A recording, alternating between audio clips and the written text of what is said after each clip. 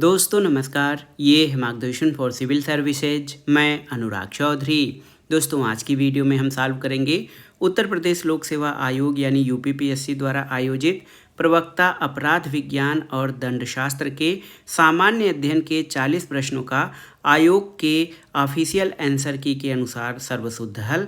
इसमें प्रश्नों को सॉल्व करते समय हम इसकी व्याख्या भी करते चलेंगे ताकि आप प्रश्नों को आसानी से समझ सकें और कुछ अन्य तथ्यों को भी तैयार कर सकें। ये प्रश्न आपके आगामी आयोजित किए जाने वाले यूपीपीसीएस प्रारंभिक परीक्षा आरओ तथा अन्य प्रतियोगी परीक्षाएं जो लोक सेवा आयोगों द्वारा आयोजित की जाती हैं उनके सामान्य अध्ययन खंड के लिए बहुत ही उपयोगी है। तो आइए शुरू करते हैं आज का वीडियो। यूपीपीएससी द्वारा आयोजित प्रवक्ता अपराध विज्ञान और दंडशास्त्र के सामान्य अध्ययन के 40 प्रश्नों का हल। पहला प्रश्न है, किसने मानव पारिस्थितिकी की संकल्पना का प्रतिपादन किया था? आपको बताना है, यानी ह्यूमन इकोलॉजी की संकल्पना का प्रतिपादन किसने किया? G Tatham, M A Cunningham, Harlan H Barrows या डब्ल्यू जेरेलिंस्की? तो ये बहुत ही महत्वपूर्ण प्रश्न है, याद रखिएगा। हरलान एच बैरोज ने ह्यूमन इकोलॉजी या मानव पारिस्थितिकी की संकल्पना का प्रतिपादन किया था। मानव पारिस्थितिकी मनुष्य और उसके प्राकृतिक, सामाजिक और निर्मित पर्यावरण के बीच अंतर संबंधों का एक अंतर विषयक अध्ययन है और ये संकल्पना ये समझाती है कि कैसे मानव आबादी अपने पर्यावरण के अनुकूल ढलती है और कैसे वे सांस्कृतिक, तकनीकी और आर्थिक प्रणालियाँ उस पारिस्थितिकी को प्रभावित करती हैं। अगले प्रश्न पर आते हैं। इम्पॉर्टेंट प्रश्न है, आप देख सकते हैं, किसी सटीक घड़ी की सेकंड वाली सुई 12 मिनट में कितनी कोणीय दूरी तय करेगी? ये आपके लिए प्रश्न है। तो देखिए, 1 मिनट में सेकंड वाली सुई एक पूरा चक्कर यानी 360 डिग्री लगाती है 1 मिनट में। 1 मिनट में तो 12 मिनट में 360 गुणे 12 हो जाएगा और ये दूरी हो जाएगी 360 गुणे 12 यानी 4320 डिग्री। ये पूरा चक्कर लगाएगी घड़ी की सेकंड वाली सुई 12 मिनट में। अगले प्रश्न पर आते हैं। इम्पॉर्टेंट प्रश्न है, सूची 1 का सूची 2 से सुमेलन करिए और दिए गए कूट से सही उत्तर का चयन करिए। यहाँ पर देखिए, बहुत ही महत्वपूर्ण प्रश्न है। इसमें राज्य और लोकसभा सीटों की संख्या को आपको मिलान करना है। देखिए, आंध्र प्रदेश में कितनी लोकसभा सीटें हैं? तो आंध्र प्रदेश में लोकसभा सीटों की संख्या 25 है। झारखंड में आप देखिए, झारखंड में कुल 14 लोकसभा सीटें हैं। केरल में लोकसभा सीटों की संख्या 20 है और पंजाब में 13। तो 2, 1, 4 और 3 यहाँ पर देखिए ऑप्शन ए आपका सही उत्तर हो जाएगा। अगले प्रश्न पर आते हैं। ग्राहकों द्वारा लौटाया गया माल किस खाते में डेबिट किया जाता है? ये बहुत ही महत्वपूर्ण है दोस्तों। ऑप्शन है आपके क्रय खाते में, क्रय वापसी खाते में, ग्राहक खाते में या विक्रय वापसी खाते में। तो ये रिटर्न्स इनवर्ड अकाउंट यानी विक्रय वापसी खाते में ग्राहकों द्वारा लौटाया गया माल डेबिट किया जाता है, याद रखिएगा। ये है विक्रय वापसी खाता यानी रिटर्न इनवर्ड अकाउंट में ग्राहकों द्वारा वापस लौटाए गए माल को डेबिट किया जाता है। अगले प्रश्न पर आते हैं। इम्पॉर्टेंट प्रश्न है दोस्तों, आप देखिए, बहुत ही महत्वपूर्ण प्रश्न है। दिए गए पैटर्न का ध्यानपूर्वक अध्ययन करिए और वो संख्या चुनिए जो प्रश्नवाचक चिन्ह को प्रतिस्थापित कर सकती है। ये भी बहुत ही महत्वपूर्ण प्रश्न है। आप देखिए, 2 3 6 चौक 24 प्लस 1 25 हो जाएगा। 5 7 35 दूनी 70 प्लस 1 71। तो इसी प्रकार 1 5 5 6 30 प्लस 1 31। तो सही उत्तर ऑप्शन सी हो जाएगा। इस प्रश्न का उत्तर खाली जगह पर 31 आएगा। अगले प्रश्न पर आते हैं। इम्पॉर्टेंट प्रश्न है, छठ पूजा किस देवता से संबंधित है? आपको बताना है। तो छठ पूजा बिहार, झारखंड में प्रचलित है। ये सूर्य देवता से संबंधित है। अगला है, निम्नलिखित में से कौन सा स्थल मंडल का अवयव नहीं है? गैसीय आवरण, खनिज, चट्टाने, मृदा। तो यहाँ पर देखिए, भूमि, खनिज, चट्टाने और मृदा ये सभी स्थल मंडल से संबंधित हैं। स्थल मंडल यानी स्थल मंडल को लिथोस्फीयर कहा जाता है। इसमें गैसीय आवरण शामिल नहीं है क्योंकि गैसीय आवरण वायुमंडल के अंतर्गत आता है। स्थल मंडल में खनिज, चट्टाने और मृदा शामिल हैं। अगले प्रश्न पर आइए, देखते हैं। ये विज्ञान का क्वेश्चन है, एकदम सटीक विज्ञान का क्वेश्चन है। यहाँ पर सूची 1 का सूची 2 से सुमेलन करिए और दिए गए कूट से सही उत्तर का चयन करिए। सूची 1 में कोणीय वेग दिया गया है। कोणीय वेग का जो विमीय मात्रक होता है ये होता है 2t⁻⁻1। कोणीय संवेग का होता है ml पे 2t पे -1। बल आघूर्ण का होता है ml2t पे -2 और जड़त्व आघूर्ण का होता है देखिए ml²। तो ये प्योर, ये सामान्य विज्ञान नहीं बल्कि ये विज्ञान का क्वेश्चन है जो इंटर के फर्स्ट ईयर में हम लोग पढ़ते हैं। तो ये इस तरह से आप इसको सही मिलान कर सकते हैं। 4 2 1 3, 4 2 1 3, यानी यहाँ पर देखिए 4 2 1 3 आपका सही उत्तर होगा। ऑप्शन डी सही उत्तर हो जाएगा। अगले प्रश्न पर आते हैं दोस्तों। ये संविधान और राज्य व्यवस्था से संबंधित प्रश्न है कि भारतीय संविधान के किस अनुच्छेद में ये उल्लेख किया गया है कि यदि राष्ट्रपति और उपराष्ट्रपति दोनों का पद रिक्त हो जाए तो संसद को ऐसी आकस्मिकताओं के लिए उपबंध करने की शक्ति दी गई है। तो ये है अनुच्छेद 70 में। भारतीय संविधान के अनुच्छेद 70 में संसद को राष्ट्रपति और उपराष्ट्रपति दोनों के एक साथ रिक्त होने की स्थिति में राष्ट्रपति के कृत्यों के निर्वहन के लिए आवश्यक प्रावधान करने की शक्ति है। तो आप जानते हैं कि यदि राष्ट्रपति और उपराष्ट्रपति दोनों का पद किसी भी कारण, चाहे मृत्यु, त्यागपत्र या निष्कासन से एक साथ खाली हो जाता है, तो भारत के मुख्य न्यायाधीश कार्यवाहक राष्ट्रपति के रूप में कार्य करते हैं। और यदि मुख्य न्यायाधीश का पद भी रिक्त हो तो सर्वोच्च न्यायालय के वरिष्ठतम न्यायाधीश जो उस समय उपलब्ध हों राष्ट्रपति के कर्तव्यों का निर्वहन करते हैं। अगले प्रश्न पर आते हैं। यदि a⁴x = b, b⁴y = c और xyz = 1 तो c⁴z का मान क्या हो जाएगा? तो ये हो जाएगा a, जब आप इसको सॉल्व करेंगे। अगला प्रश्न है दोस्तों, देखिए सूची 1 का सूची 2 से मिलान करिए और दिए गए कूट से सही उत्तर का चयन करिए। ये भी कठिन प्रश्न है। यहाँ पर मैं प्रश्न को केवल सूची 1 और सूची 2 को यहाँ पर ला रहा हूँ। देखिए, तो कार्बनिक यौगिक और इसका इंटरनेशनल यूनियन फॉर जो IUPAC नाम होता है, जो अंतर्राष्ट्रीय मानक के अनुसार जो नाम रखा गया है उसके आधार पर इसका मिलान करना है। तो HC triple bond C, bond H, bond CH2, bond CH3 और ये देखिए CH3, ये मेथिल पेंट आइन इसका जो है नाम है IUPAC के तहत। B जो है इसका नाम क्या हो जाएगा? B का नाम हो जाएगा मेथिल पेंट आइन। और देखिए C जो आपका C कार्बनिक यौगिक दिया गया है इसका हो जाएगा मेथिल पेंट और आइन, यहाँ पर आप देख सकते हैं। इसी तरह D का जो हो जाएगा वो 3,3-डाईमेथिल ब्यूटाइन। तो ये इस तरह से आपका कार्बनिक यौगिक का ये क्वेश्चन है। ये जो है एक तरह से देखा जाए तो सामान्य विज्ञान का नहीं बल्कि ये प्योर साइंस का है। ऑप्शन ए आपका सही उत्तर हो जाएगा।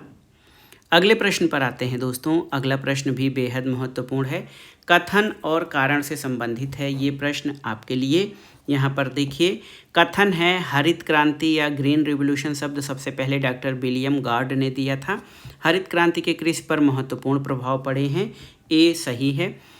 कारण है कि हरित क्रांति के परिणाम स्वरूप कृषि आत्मनिर्भर नहीं हो सकी, उत्पादन वृद्धि पर भी इसका कोई प्रभाव नहीं पड़ा है, तो ये गलत है क्योंकि हरित क्रांति के परिणाम स्वरूप कृषि में आत्मनिर्भरता आई है और उत्पादन में भी वृद्धि हुई है। तो यहाँ पर कथन सही है, कारण आपका सही नहीं है। ऑप्शन सी ए सत्य है, आर गलत है। अगले प्रश्न पर आते हैं। देखिए, अगला प्रश्न है उत्तर प्रदेश में निम्नलिखित में से कौन सा एक केंद्रीय विश्वविद्यालय यानी सेंट्रल यूनिवर्सिटी नहीं है? इलाहाबाद विश्वविद्यालय प्रयागराज, बनारस हिंदू विश्वविद्यालय वाराणसी, अलीगढ़ मुस्लिम विश्वविद्यालय अलीगढ़। और यहाँ पर ऑप्शन दिया है लखनऊ विश्वविद्यालय लखनऊ, तो ये आपका सेंट्रल यूनिवर्सिटी नहीं बल्कि राज्य विश्वविद्यालय है। आप देखिए, उत्तर प्रदेश में कुल 6 सेंट्रल यूनिवर्सिटी हैं। इसमें इलाहाबाद, विश्वविद्यालय, बनारस हिंदू विश्वविद्यालय, अलीगढ़ मुस्लिम विश्वविद्यालय। इसके अलावा लखनऊ में एक है बाबा साहब डॉक्टर भीमराव अंबेडकर विश्वविद्यालय, फिर राजीव गांधी राष्ट्रीय विमानन विश्वविद्यालय अमेठी में, और रानी लक्ष्मीबाई केंद्रीय कृषि विश्वविद्यालय झांसी में। तो 3 यहाँ पर और 3 और 6 केंद्रीय विश्वविद्यालय यूपी में हैं। लखनऊ विश्वविद्यालय ये केंद्रीय विश्वविद्यालय में शामिल नहीं है। अगला है मानव सूची सूचकांक। मानव पूंजी सूचकांक किसके द्वारा जारी किया जाता है, आपको बताना। ह्यूमन कैपिटल इंडेक्स, तो ये वर्ल्ड बैंक यानी विश्व बैंक के द्वारा जारी किया जाता है। दोस्तों, human capital index world bank द्वारा मानव पूंजी परियोजना के अंतर्गत प्रकाशित किया जाता है, और ये सूचकांक देशों को उनके नागरिकों के स्वास्थ्य, शिक्षा और उत्तरजीविता के स्तर में किए गए निवेश का आकलन करने में मदद करता है। अगले प्रश्न पर आते हैं। देखिए, कठिन प्रश्न है। x-3 whole square plus y-5 का स्क्वायर प्लस z-7 का स्क्वायर बराबर 0 है। तो एक फार्मूला है 3xyz बटे x plus Y plus Z का मान कितना होगा। तो जब इस प्रश्न को सॉल्व करेंगे तो इसका उत्तर 21 हो जाएगा, यानी 21 हो जाएगा। और आप देखिए प्रश्नों का स्तर किस तरह से कठिन कर रहा है। ये सामान्य अध्ययन के क्वेश्चन हैं, लेकिन इनका स्तर, अब आपको लगेगा कि इनका स्तर आयोग अलग ढंग से प्रस्तुत कर रहा है। अगले प्रश्न पर आते हैं। राष्ट्रीय उद्यान और वन्यजीव अभयारण्य किस उद्देश्य के लिए बनाए गए हैं? संरक्षण, शिकार, पालतू जानवरों के लिए या मनोरंजन के लिए? तो सही उत्तर राष्ट्रीय उद्यान और वन्यजीव अभयारण्य यानी नेशनल पार्क और वाइल्ड लाइफ सेंचुरीज, ये जो है जीव जंतुओं के संरक्षण के लिए बनाए गए हैं। अगला प्रश्न है। निम्नलिखित युग्मों में से कौन सा युग्म सही सुमेलित नहीं है? ग्रामाक्ष पटलिका, ये ग्राम अभिलेखों के अभिरक्षक होते थे। कुमारामात्य प्रांत स्तर के उच्च अधिकारी होते थे। महाप्रमातार भूमि मापन और राजस्व विभाग का अधिकारी होता था। याम चेटी ग्राम प्रशासन का प्रधान, ये आपका सही नहीं है। जो है ऑप्शन डी आपका सही उत्तर हो जाएगा, जो कि सही सुमेलित नहीं है। ए, बी, सी ये तीनों सही सुमेलित हैं। अगला प्रश्न देखिए, इम्पॉर्टेंट है। किसी कंपनी के प्रथम निदेशक की नियुक्ति किसके द्वारा की जाती है, आपको बताना है किसके द्वारा की जाती है। तो ऑप्शन है ऋण पत्रधारी, कंपनी रजिस्ट्रार, अंशधारी या प्रवर्तक के द्वारा। तो जो प्रमोटर्स होते हैं, प्रमोटर्स जो होते हैं दोस्तों, इनके द्वारा किसी कंपनी के प्रथम निदेशक यानी डायरेक्टर की नियुक्ति की जाती है, याद रखिएगा। अगले प्रश्न पर आते हैं। इल्तुतमिश के संदर्भ में निम्नलिखित कथनों पर विचार कीजिए। पहला कथन है इल्तुतमिश को बगदाद के अब्बासी खलीफा द्वारा नासिर अमीर उल मोमिन की उपाधि दी गई थी, बिल्कुल सही है। और दूसरा है वो भारतीय तुर्कों का पहला विधि संगत शासक और दिल्ली सल्तनत का वास्तविक संस्थापक था, तो ये भी कथन सही है। कथन 1 और 2 दोनों ही इल्तुतमिश के बारे में सही हैं। भारतीय तुर्कों का पहला लीगल सॉवरेन शासक, दिल्ली सल्तनत का वास्तविक संस्थापक शमसुद्दीन इल्तुतमिश था। दिल्ली सल्तनत की नींव कुतुबुद्दीन ऐबक ने रखी थी, लेकिन इल्तुतमिश को इसका वास्तविक संस्थापक माना जाता है। वो बगदाद के खलीफा से मान्यता प्राप्त करने वाला पहला वैधानिक तुर्क शासक था और उन्होंने अपनी राजधानी लाहौर से दिल्ली स्थानांतरित की थी। इल्तुतमिश ने साम्राज्य में इक्ता प्रणाली की शुरुआत की थी और तांबे का जीतल और चांदी का टंका नामक शुद्ध अरबी सिक्के चलाए थे। अगले प्रश्न पर आते हैं। जैवमंडल आरक्षित क्षेत्रों के अंतर्राष्ट्रीय नेटवर्क के अनुसार निम्नलिखित युग्मों में से कौन सा सही सुमेलित नहीं है, आपको बताना है। बहुत ही महत्वपूर्ण प्रश्न है ये। देखिए, नंदा देवी जैवमंडल आरक्षित क्षेत्र 2004 में मान्यता प्राप्त, सही है। नीलगिरी जैवमंडल आरक्षित क्षेत्र सन 2000 में मान्यता प्राप्त, सही है। सुंदरबन जैवमंडल आरक्षित क्षेत्र 2001 में मान्यता प्राप्त, सही है। और देखिए, मन्नार की खाड़ी जैवमंडल आरक्षित क्षेत्र 2005 में मान्यता प्राप्त, ये सही सुमेलित नहीं है, क्योंकि मन्नार की खाड़ी को 2001 में, देखिए 2001 में सुंदरबन और मन्नार की खाड़ी को भी जो है world network of biosphere reserve में शामिल किया गया था। तो ऑप्शन डी ये सही सुमेलित नहीं है। अगला प्रश्न है। नीचे दिए गए परस्पर संबंधित शब्दों का एक समूह दिया गया है। दिए गए विकल्पों में से उस शब्द को चुनिए जो उसी समूह से संबंधित है।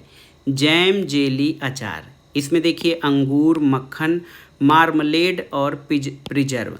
तो जैम, जेली, अचार के साथ मार्मलेड यानी मुरब्बा का जो है संबंध बनता है, जो कि इसी ग्रुप से संबंधित है। अगले प्रश्न पर आते हैं। निम्नलिखित में से कौन सा कथन सही नहीं है, आपको बताना है। बहुत ही महत्वपूर्ण प्रश्न है। देखिए, जंतु कोशिका में कोशिका भित्ति नहीं होती है, सही है। कवक की कोशिका भित्ति काइटिन की बनी होती है, सही है।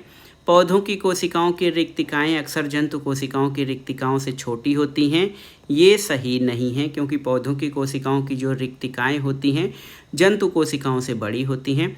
पौधों की कोशिका भित्ति सेलुलोज से बनी होती है, सही है। तो यहाँ पर ऑप्शन सी जो है ये आपका सही नहीं है, यही सही उत्तर है। अगला प्रश्न है दोस्तों, 6 दोस्त P, Q, R, S, T और यू उत्तर की ओर मुँह करके एक पंक्ति में खड़े हैं, लेकिन ज़रूरी नहीं कि इसी क्रम में हो। पी टी के ठीक बाईं ओर, आर के ठीक दाईं ओर है, क्यू टी के ठीक दाईं ओर है, लेकिन यस के ठीक बाईं ओर है। क्यू के पड़ोसी कौन हैं? तो क्यू के पड़ोसी टी और यस होंगे। आप इसको एक जो है राउंड के हिसाब से इसको सेट करके इसका उत्तर सही उत्तर निकाल सकते हैं। अगले प्रश्न पर आते हैं। संविधान से संबंधित क्वेश्चन है। भारतीय संविधान के किन अनुच्छेदों में सामाजिक न्याय यानी सोशल जस्टिस की प्राप्ति के प्रावधान हैं? अनुच्छेद 17, 18, 14, 15, 15, 16 या 16, 18। तो सही उत्तर अनुच्छेद 17 और 18 में सामाजिक न्याय की प्राप्ति के प्रावधान किए गए हैं। अनुच्छेद 17 अस्पृश्यता यानी छुआछूत का अंत करता है और अनुच्छेद 18 उपाधियों का अंत करता है। भारत का कोई भी नागरिक सेना और शिक्षा से जुड़ी उपाधियों के अतिरिक्त विदेशी राज्य से कोई उपाधि स्वीकृत नहीं कर सकता है। अगला है, निम्नलिखित घटनाओं पर विचार कीजिए और दिए गए कूट से सही उत्तर का चयन करिए। बंगाल विभाजन आप जानते हैं कि 1905 में हुआ था। सर सैयद अहमद की मृत्यु जो है ये 27 मार्च 1898 को हुई थी, 1898 में। ढाका में मुस्लिम लीग का गठन ये 30 दिसंबर 1906 को हुआ था और मद्रास महाजन सभा का गठन 1884 में कांग्रेस के गठन से ठीक पहले हुआ था। तो 4, 2, 1 और 3। तो 4, 2, 1 और 3 देखिए 4, 2, 1 और 3 ये आपका सही क्रम है। ऑप्शन सी आपका सही उत्तर हो जाएगा। अगला प्रश्न है, भारत की जनगणना के अनुसार निम्नलिखित में से कौन सी एक विशेषता नगर केंद्र की सीमा का अंग नहीं है? तो देखिए, जनसंख्या का आकार 5000 व्यक्तियों से अधिक सही है। नगर पालिका या नगर निगम होना सही है। 75% से अधिक जनसंख्या का प्राथमिक क्रियाओं में संलग्न होना ये विशेषता नहीं है। जनसंख्या घनत्व तो कम से कम 400 व्यक्ति प्रति वर्ग किलोमीटर। देखिए भारत की जनगणना के अनुसार नगर केंद्र की परिभाषा में उस क्षेत्र या बस्ती की जनसंख्या कम से कम 5000 होनी चाहिए। जनघनत्व तो 400 व्यक्ति प्रति वर्ग किलोमीटर होना चाहिए। गैर कृषि कार्यों में कम से कम 75% पुरुष मुख्य कामकाजी आबादी गैर कृषि कार्य यानी जो है निर्माण, व्यापार या सेवाओं में लगा होना चाहिए और ये आधिकारिक रूप से शहरी निकाय जैसे नगर पालिका या नगर निगम के अंतर्गत नहीं आते, बल्कि इन्हें ग्राम पंचायत के माध्यम से ही प्रशासित किया जाता है। ये दोस्तों नगर पालिका या नगर निगम के अंतर्गत होते हैं। तो आप देख सकते हैं कि इसमें 75% से अधिक जनसंख्या प्राथमिक क्रियाओं में शामिल नहीं होनी चाहिए, तभी वो नगर केंद्र के अंतर्गत आएगा। अगला प्रश्न है, राष्ट्रीय कौशल विकास निगम यानी NSDC के अंतर्गत कौन कार्य करता है? कि तो राष्ट्रीय कौशल विकास निगम कौशल विकास और उद्यमिता मंत्रालय के अंतर्गत कार्य करता है, ये याद रखिएगा। अगले प्रश्न पर आते हैं। महत्वपूर्ण प्रश्न है, आप देख सकते हैं दोस्तों। नीचे 2 कथन दिए गए हैं, कथन और कारण। पहला है कि किसान क्रेडिट कार्ड योजना कृषकों को ऋण प्रदान करने के लिए सरकार द्वारा अगस्त 1998 में प्रारंभ की गई थी, बिल्कुल सही है। कारण है कि इस क्रेडिट कार्ड द्वारा कृषकों की फसल उत्पादन के लिए ऋण की समस्या शीघ्रता से हल हो जाती है और वित्तीय सहायता प्राप्त कर कृषक समयानुसार कृषि कर सकते हैं। तो ए और आर यहाँ पर दोनों सही हैं और आर ए का सही स्पष्टीकरण भी करता है। अगले प्रश्न पर आते हैं। अकबर के शासन के संबंध में निम्नलिखित कथनों पर विचार कीजिए। 1575 में फतेहपुर सीकरी में इबादत खाने का निर्माण हुआ था, बिल्कुल सही है। और 1578 में इबादत खाना को सभी धर्मों के लोगों के लिए खोला गया था, सही है। तो यहाँ पर देखिए 1 और 2 दोनों ही कथन आपके सही हैं। ऑप्शन डी आपका सही उत्तर हो जाएगा। अगले प्रश्न पर आते हैं दोस्तों। इम्पॉर्टेंट प्रश्न है इतिहास से कि पूर्वी चालुक्य वंश का संस्थापक नरेश कौन सा था? विक्रमादित्य प्रथम, युद्धमल्ल वन, विष्णुवर्धन प्रथम या विजयादित्य प्रथम? तो सही उत्तर विष्णुवर्धन प्रथम। बेंगी के पूर्वी चालुक्य वंश के संस्थापक कुब्ज विष्णुवर्धन थे। वे वातापी के प्रसिद्ध चालुक्य सम्राट पुलकेशिन द्वितीय के छोटे भाई थे। पुलकेशिन द्वितीय ने बेंगी क्षेत्र को जीतने के बाद अपने भाई विष्णुवर्धन को वहां का राज्यपाल नियुक्त किया। बाद में लगभग 624 ईस्वी में उन्होंने अपनी स्वतंत्रता की घोषणा कर दी और पूर्वी चालुक्य राजवंश की स्थापना की थी। तो पूर्वी चालुक्य वंश के संस्थापक विष्णुवर्धन प्रथम थे। अगले प्रश्न पर आते हैं दोस्तों। कितने प्रतिशत वार्षिक चक्रवृद्धि ब्याज की दर से एक निश्चित धनराशि 3 वर्षों में स्वयं की 27 गुनी हो जाएगी?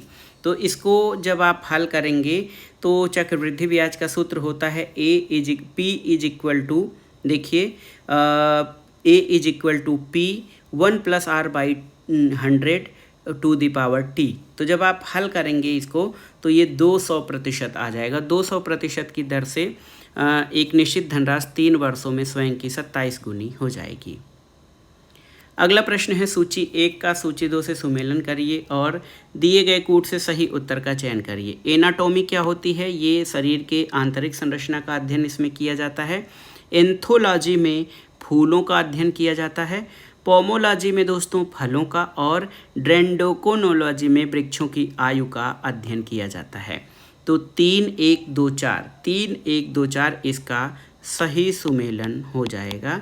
3 1 2 4 यहाँ पर ऑप्शन सी आपका सही उत्तर हो जाएगा। अगले प्रश्न पर आते हैं। इम्पॉर्टेंट प्रश्न है। आप देख सकते हैं कि उत्तर प्रदेश के निम्नलिखित प्रधानमंत्रियों में किसे भारत रत्न नहीं मिला है? राजीव गांधी मिला है, चौधरी चरण सिंह को मिला है, लाल बहादुर शास्त्री को मिला, विश्वनाथ प्रताप सिंह यानी बीपी सिंह को भारत रत्न नहीं मिला है। ऑप्शन डी आपका सही उत्तर हो जाएगा। अगला प्रश्न है निम्नलिखित में कौन सा युग्म खिलाड़ी खेल सही सुमेलित नहीं है? चिराग शेट्टी बैडमिंटन सही है, सुमित नांगल टेनिस सही है, जैस्मिन लंबोरिया मुक्केबाजी सही है, मीनाक्षी हुड्डा क्रिकेट ये सही नहीं है क्योंकि मीनाक्षी हुड्डा ये बॉक्सर यानी बॉक्सिंग से संबंधित है, न कि क्रिकेट से। ऑप्शन डी आपका सही उत्तर हो जाएगा। अगले प्रश्न पर आते हैं। सूची 1 का सूची 2 से सुमेलन करिए और दिए गए कूट से सही उत्तर का चयन करिए। देखिए यहाँ पर अधिनियम और कार्य आपको मिलान करना है। 1813 का चार्टर एक्ट, इसके द्वारा मिशनरियों के भारत में प्रवेश पे प्रतिबंध हटा दिए गए थे। इसके अलावा 1829 का रेगुलेशन 27, देखिए इसके द्वारा बंगाल प्रेसिडेंसी में सती प्रथा को अवैध घोषित कर दिया गया था। फिर आप देखेंगे 1843 का अधिनियम, इसके द्वारा दास प्रथा का अंत हुआ था एलेनबरो के समय में। और 1856 का रेगुलेशन 15, इसके द्वारा विधवा विवाह को, आप देखिए विधवा विवाह को वैध बनाया गया था। ये तो सही उत्तर हो जाएगा 3 1 4 और 2। अगला है सूची 1 का सूची 2 से सुमेलन करिए और दिए गए कूट से सही उत्तर का चयन करिए। इसमें संकल्पना और प्रतिपादकों का मिलान करना है। पारिस्थितिकी, तो पारिस्थितिकी की संकल्पना का प्रतिपादन अर्नेस्ट हैकल के द्वारा किया गया है। डीप इकोलॉजी अर्नेस्ट नेस के द्वारा। इसके अलावा पारिस्थितिकी निकेत की संकल्पना ग्रीनेल के द्वारा और पारिस्थितिकी तंत्र की संकल्पना एजी टेंसले के द्वारा। तो 3 1 2 4 ऑप्शन ए आपका सही सुमेलित हो जाएगा। चलिए अगले प्रश्न पर आते हैं। नीचे दिए गए घटनाओं पर विचार कीजिए और इसको सही क्रम में सुमेलित कीजिए। मालाबार पर ब्रिटिश कब्जा कब हुआ था? 1792 में हुआ था। मंजेरी की घटना 1920 में हुई थी। कालाथूर की घटना आप देखिए 1921 में हुई थी। और मट्टनूर की घटना ये 1921 में मालाबार क्षेत्र में मट्टनूर में अंग्रेज़ों और विद्रोहियों के बीच झड़प हुई थी। तो यहाँ पर देखिए 1, 2, 3 और 4 ये आपका सही उत्तर हो जाएगा। अगले प्रश्न पर आते हैं। निम्नलिखित में से उत्तर प्रदेश की किस एक विभूति को ज्ञानपीठ पुरस्कार नहीं मिला है, आपको बताना है। तो देखिए महादेवी वर्मा, जोश मलिहाबादी, फिराक गोरखपुरी और अली सरदार जाफरी में जोश मलिहाबादी को ज्ञानपीठ पुरस्कार नहीं मिला है, जबकि महादेवी वर्मा, फिराक गोरखपुरी और अली सरदार जाफरी को ज्ञानपीठ पुरस्कार से सम्मानित किया जा चुका है। अगला प्रश्न है, इम्पॉर्टेंट प्रश्न है कि भारत के राष्ट्रपति द्वारा किसे इंदिरा गांधी राष्ट्रीय मुक्त विश्वविद्यालय की पहली महिला कुलपति नियुक्त किया गया है। तो ये हैं प्रोफेसर उमा कांजीलाल। इनको जुलाई 2025 में, याद रखिएगा, जुलाई 2025 में इनको इग्नू के कुलपति के रूप में नियुक्त किया गया है। 40 वर्ष में पहली बार हुआ है। इससे पहले वो प्रो वाइस चांसलर के पद पर कार्यरत थी। अगला प्रश्न और आज के वीडियो का आखिरी प्रश्न है, देखिए बेहद महत्वपूर्ण है, करंट अफेयर से संबंधित है कि मई 2025 में रॉबर्ट फ्रांसिस प्रीवोस्ट को नया पोप चुना गया। इस संबंध में निम्नलिखित कथनों पर विचार कीजिए। इनका नया नाम पोप लियो 14वां है। मूल रूप से ये यूएसए के नागरिक हैं और उत्तरी अमेरिका में पैदा होने वाले ये पहले पोप हैं। तो ये 1, 2 और 3 तीनों ही कथन इस प्रश्न के उत्तर में सही है। तो मई 2025 में रॉबर्ट फ्रांसिस प्रीवोस्ट को नया पोप चुना गया है और इनका नाम पोप लियो 14वां है। ये मूल रूप से संयुक्त राज्य अमेरिका के नागरिक हैं और उत्तरी अमेरिका में पैदा होने वाले ये पहले पोप हैं। तो अपराध विज्ञान और दंडशास्त्र के प्रवक्ता विषय से जो आयोजित परीक्षा है उसके 40 प्रश्न जो सामान्य अध्ययन से उनको हमने व्याख्यात्मक रूप से आयोग की आधिकारिक आंसर कुंजी के अनुसार हल किया, जो आपके आगामी परीक्षाओं के लिए भी बेहद महत्वपूर्ण होंगे। आप इन प्रश्नों को अच्छे से तैयार कर लीजिए। ये वीडियो आपको कैसा लगा हमें कमेंट बॉक्स में ज़रूर बताइएगा। वीडियो को लाइक करें, शेयर करें और इस चैनल मार्गदर्शन फॉर सिविल सर्विसेज को सब्सक्राइब करें। वीडियो देखने के लिए धन्यवाद। नमस्कार।